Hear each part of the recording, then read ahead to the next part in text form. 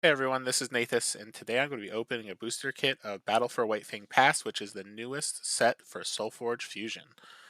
So right here, this is a booster kit. So four of these come in a display, and each booster kit comes with one deck from each faction, as well as four bonus cards. So in set one, typically you would only get tokens in that slot, but there's a new ability called Soulbind, which lets you bring in a card from outside the game, and Soulbind cards could actually be in that bonus slot as well. And every once in a while, you might open a foil deck. So let's see if we get any Soulbind cards, any foils, or anything else. Um, so far, I've opened a little bit of this set, and it seems to be a lot of fun. I'm excited to try to get some games in today. All right, so we got one deck from each faction. I'll move these to the side, and we can start with the Necrom deck.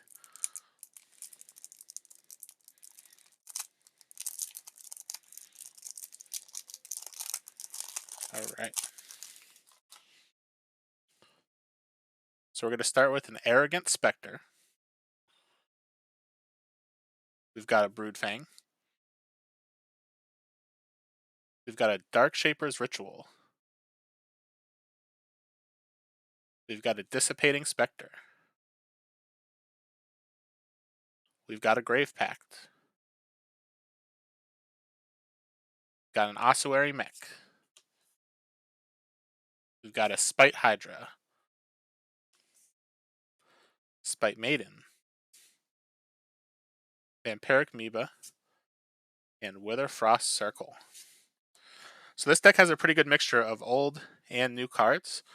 So Arrogant Spectre, Broodfang, Grave Pact, Ossuary Mech, Spite Hydra, Spite Maiden, and Vampiric Amoeba are all cards that might look familiar to you if you've played set one.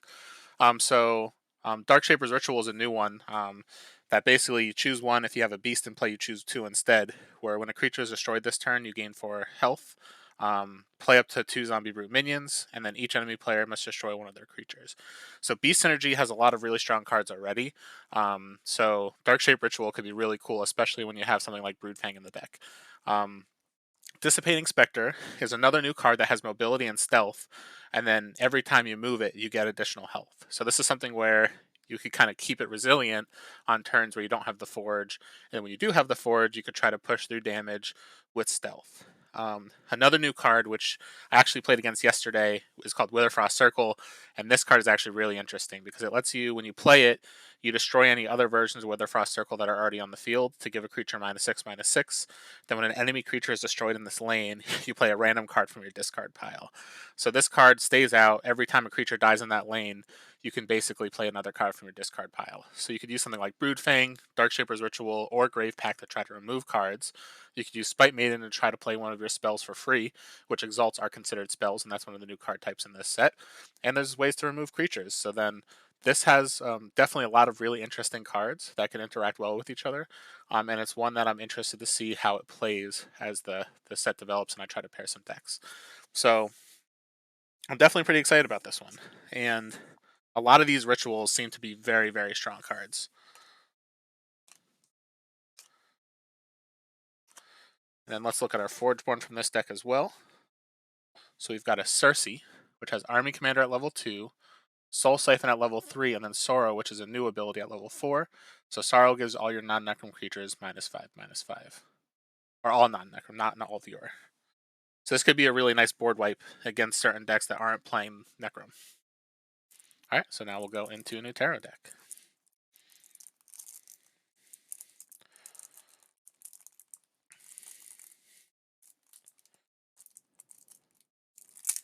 There we go.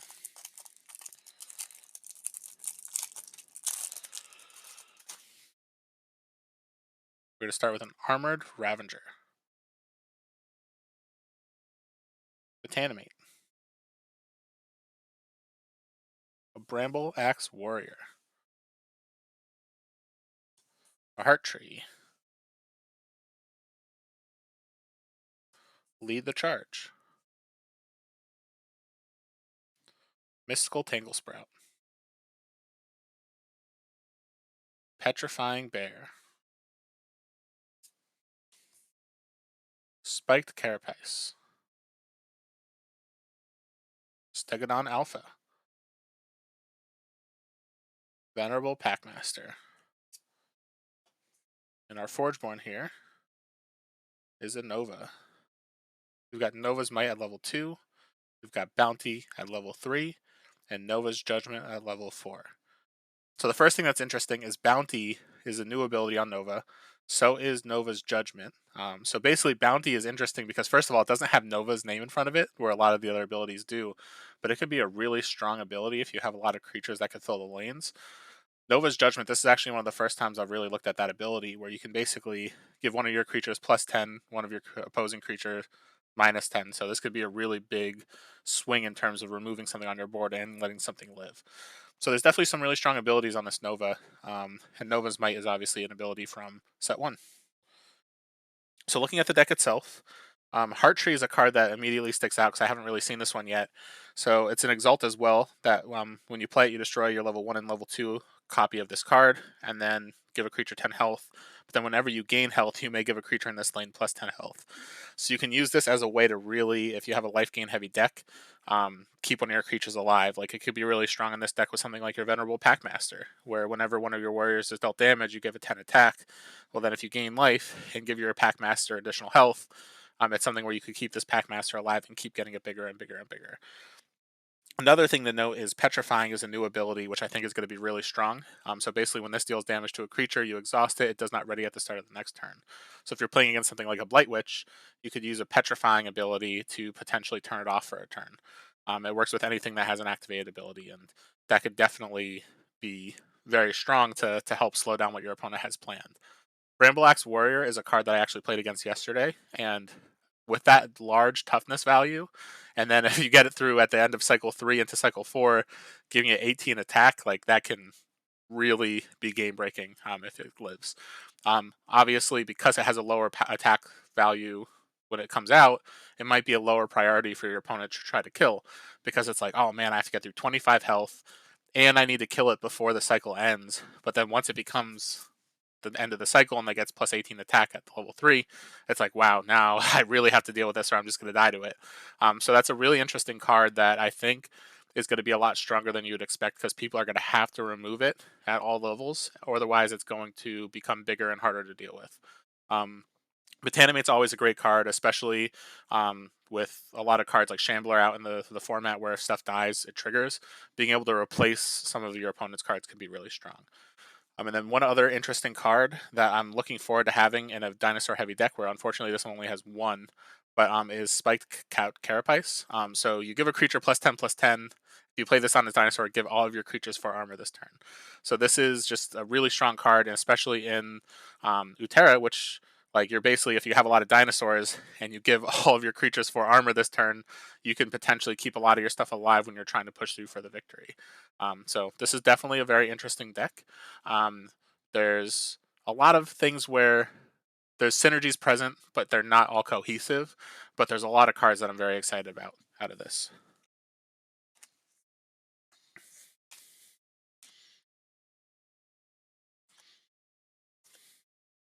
But I'm really excited to try to play with some of these cards. All right. Let's get into the Tempest.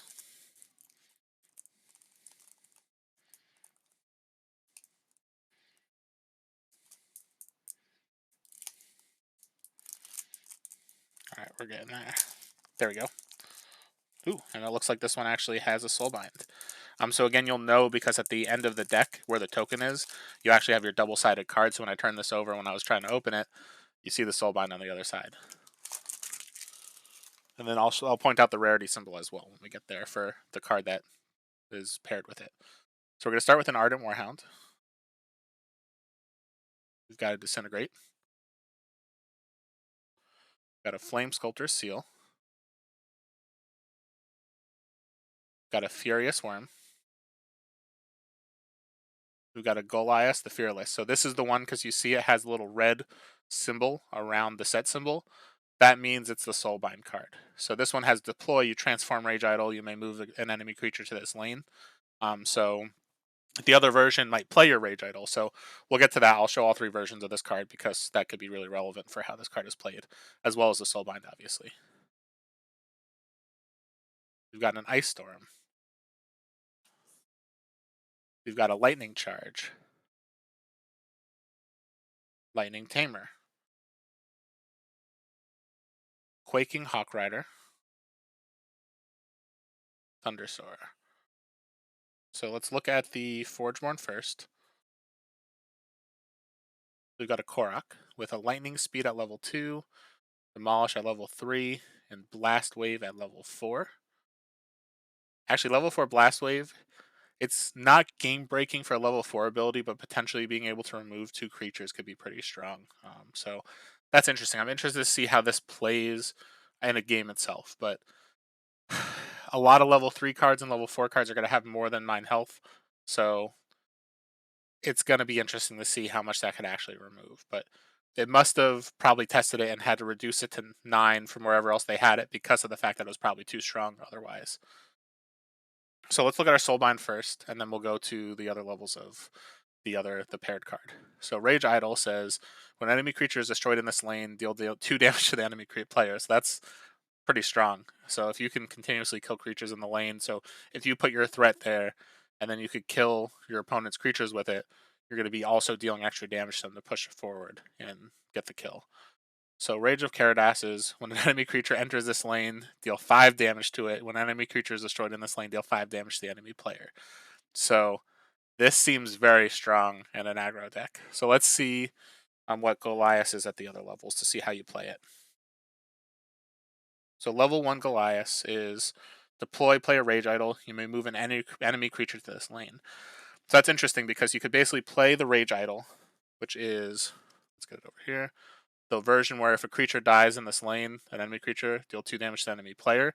So you can play the Rage Idol on the same lane that has Goliath, move a creature that Goliath could kill to it, so then you could deal damage to the player. So that's a nice little combo there. So let's see what the level 2 does.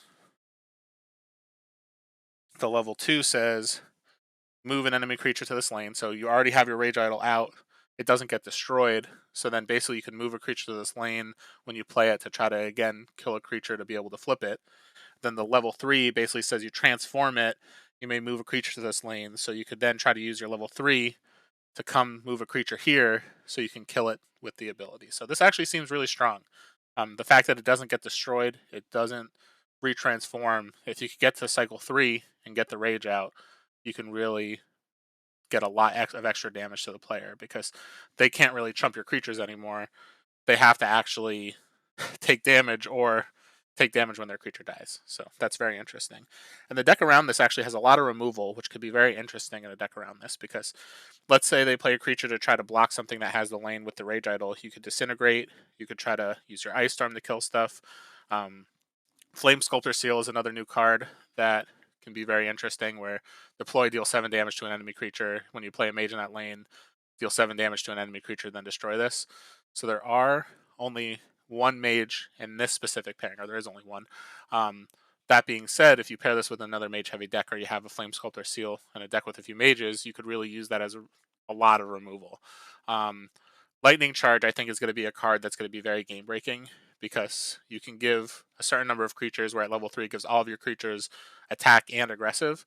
You can use that to basically try to get the win out of nowhere. And when you have something like a Lightning Tamer, which creates spell swarms or spell sprites, and then you could push them all to the front, give them extra power with the abilities, you could try to potentially come out for the win all in one turn, which your opponent might not be expecting.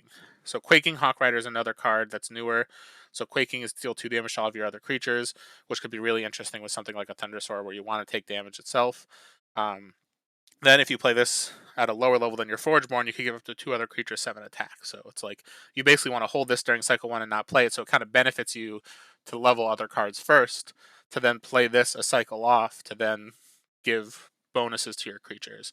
So that's actually really cool. I like the fact that it's kind of almost Stoneblade is trying to teach you that sometimes it's better to play certain cards and sometimes it's better to not play certain cards. So they're kind of forcing you to upgrade some of your other cards in your deck while saving this for later, making it something that's like easier to hold back and not necessarily play during cycle 1. So this is a deck that has a lot of really interesting new cards that I haven't seen before, as well as some really cool cards that it synergizes well with. So I think that this Rage Idol is going to be really cool to try in practice. All right, so we got one more deck in this kit. And one thing that I've noticed from the packs that I've opened, as well as the sealed games I've played so far, is that, oh, and we got another Soulbind, by the way. So what I've noticed is that a loin is a lot stronger in set 2 than it was in set 1. So a lot of times, if you were playing and you got a loin in a sealed game, or if you were playing, it's like, oh, it's not as good as like purple, green, and other colors.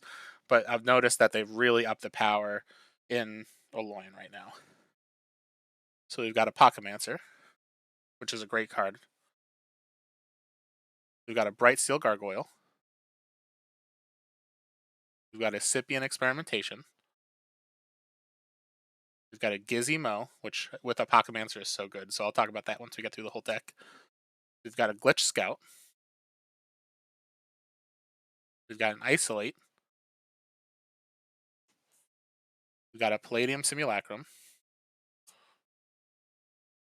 We've got Soltar the Forge Master.